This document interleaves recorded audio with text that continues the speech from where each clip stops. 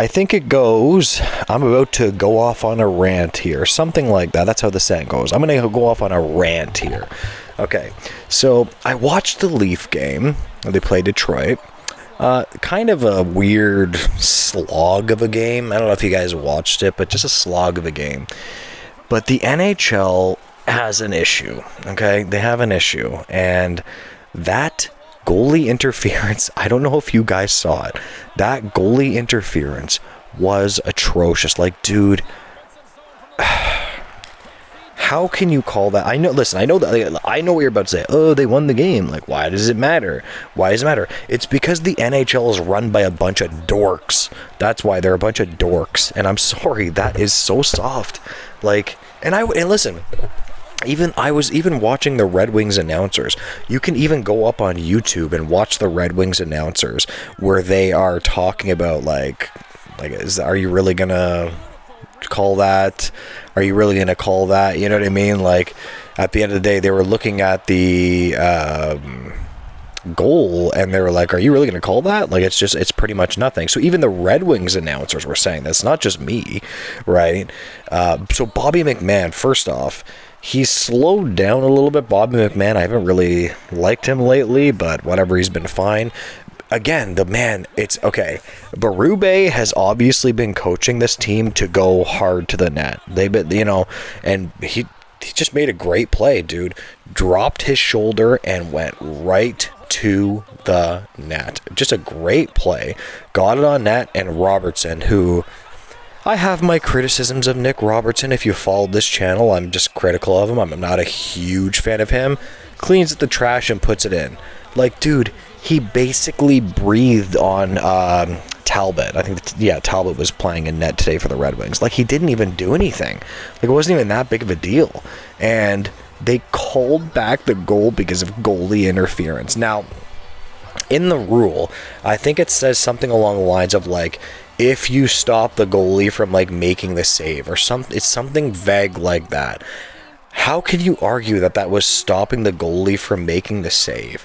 Like, they always try to make these rules, and you look at it and you're like, how is that possible, man? Like, I don't know. It's just the NHL is soft and it's ran by a bunch of dorks. Honestly, I'd rather get even with offsides, man. You look at offsides now, and it's just getting ridiculous. It's like, dude, it's not even that big of a deal. Like, some of these offsides are offside by like a couple of inches or something. Like, something that the human eye can hardly see on a zone entry. So when you're skating into the zone, it's like you might be 1 inch offside. Who cares? Like, who cares? Just let it go. I mean, I guess you could make the argument that, like, technically they're getting the call technically right, but it's so lame now. All these pauses and stuff, and these lame goalie interference calls. These goalies are essentially just getting breathed on, dude. They're not even like, nothing is serious. Like, I can totally understand if there's a guy all over the goalie. Like, there does need to be some level of goalie interference in the NHL, and listen, that's something I absolutely agree with. I really, really do agree with that. But I don't know, man. I just think that, like, it's just, the NHL's just soft, man. It's just a soft ass league, and I don't know why Ryan Reeves isn't fighting.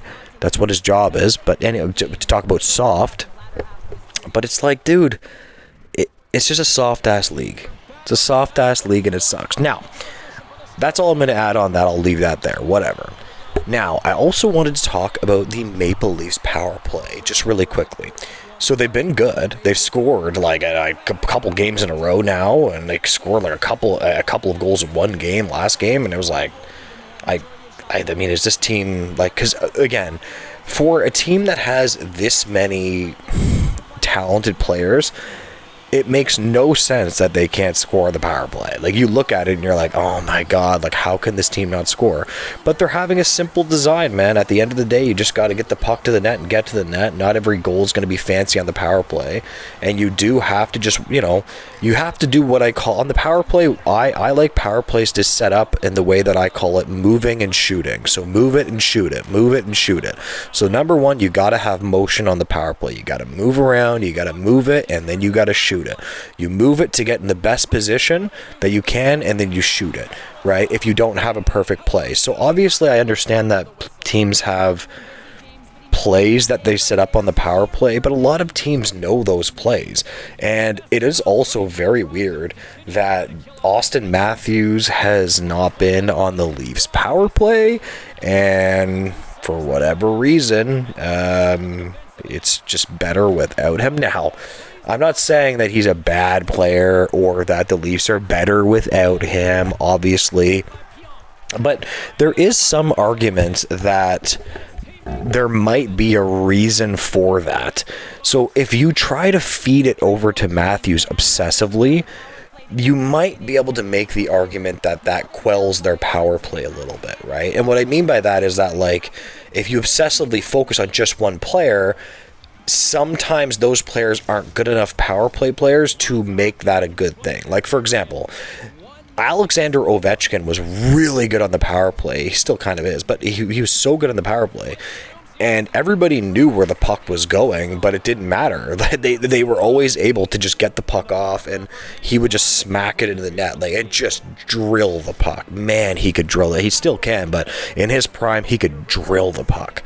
But Austin Matthews doesn't really have that type of shot. And I wonder if they just try too hard to focus on Austin Matthews in the power play, and then when they have Marner and Nylander and different players, they flow more freely. That could be an argument, because for whatever reason, they just struggle with him on the power play. Although they have been decent with him on the power play at other times, but listen, I wouldn't change anything. Like, I was listening to Leafs talk after the game, and they were talking about, like, maybe you got to get him off of the power, or you have to put him back on the power play, essentially. He's Austin Matthews. And I was like, dude, who cares?